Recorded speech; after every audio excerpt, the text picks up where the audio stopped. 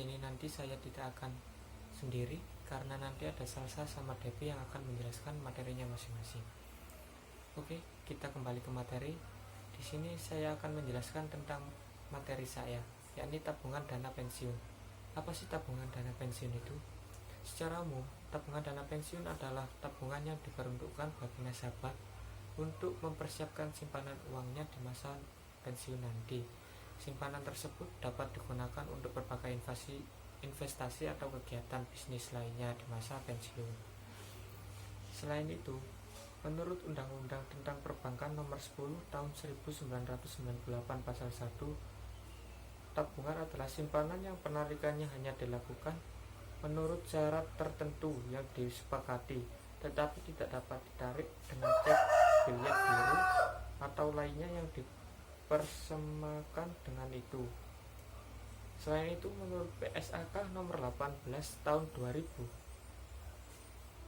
dana pensiun merupakan suatu badan hukum berdiri sendiri dan terpisah dari pemberi kerja yang berfungsi untuk mengelola dan menjalankan program pensiun sesuai dengan peraturan perundang-undangan yang berlaku. Selain itu, teman-teman, tabungan dana pensiun ini sangat penting bagi seorang karyawan. Kenapa?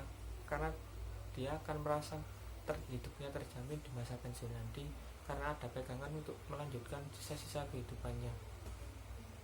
Selain itu, uangnya itu dapat untuk kita buat investasi maupun untuk berbisnis agar kita dapat bertahan hidup. Mungkin seperti itu. Saya akan menjelaskan materi jenis dana pensiun. Menurut UU Nomor 11 Tahun 1992, jenis dana pensiun dibagi menjadi dua. Yang pertama adalah dana pensiun pemberi kerja dan yang kedua adalah dana pensiun lembaga keuangan. Nah, saya akan menjelaskan dana pensiun pemberi kerja. Jadi, pengelolaan dana pensiun dilakukan oleh pemberi kerja atau lembaga kerja yang mengikuti program pensiun yang diselenggarakan oleh lembaga keuangan. Nah, sedangkan dana pensiun lembaga keuangan ini penyelenggaraannya dilakukan oleh Bank Umum atau Asuransi Jiwa setelah mendapatkan pengesahan dari Menteri Keuangan. Menurut ketentuan program pensiun adalah sebagai berikut, dibagi menjadi dua. Yang pertama adalah program pensiun manfaat pasti, adalah program yang seluruh iuran merupakan beban karyawan yang dipotong dari gajinya dan dikaitkan dengan masa kerja dan besar penghasilan. Nah, yang kedua adalah program pensiun iuran pasti. Besarnya manfaat pensiun tergantung hasil pengembangan kekayaan dana. Iuran ditanggung bersama oleh karyawan dan perusahaan. Wabarakatuh. Nama saya Salsa Nabila. Di sini saya akan menjelaskan contoh perhitungan dana pensiun manfaat pasti dan dana pensiun iuran pasti. Kelebihan program pensiun manfaat pasti ialah perusahaan menanggung resiko atas kekurangan dana apabila hasil investasi pensiun tidak mencukupi kebutuhannya. Untuk kelebihan program pensiun iuran pasti, iuran diperoleh perusahaan yang dapat diperhitungkan secara rinci dan tepat sehingga mudah untuk memperhitungkan bagi para pekerjanya. Ada contoh perhitungan dana iuran pasti.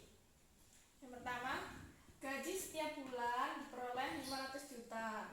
Untuk beban pensiunannya diambil dari 10% dikali 500 juta sama dengan 50 juta. Untuk jurnalnya, beban pensiun pada kas sama-sama 50 juta.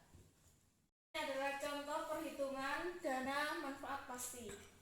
Dana pensiun tahunan yang diperlukan oleh perusahaan sebesar 80 juta. Untuk asumsi membayar dana pensiun ialah 60 juta.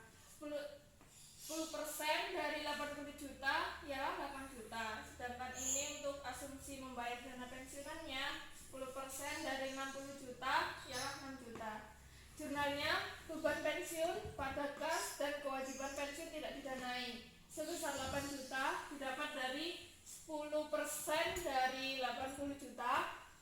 Kasnya 6 juta itu didapat dari 10% dari 60 juta. Untuk kewajiban pensiun tidak didanai ini sebesar 2 juta sebagai penyeimbang dari 8 juta.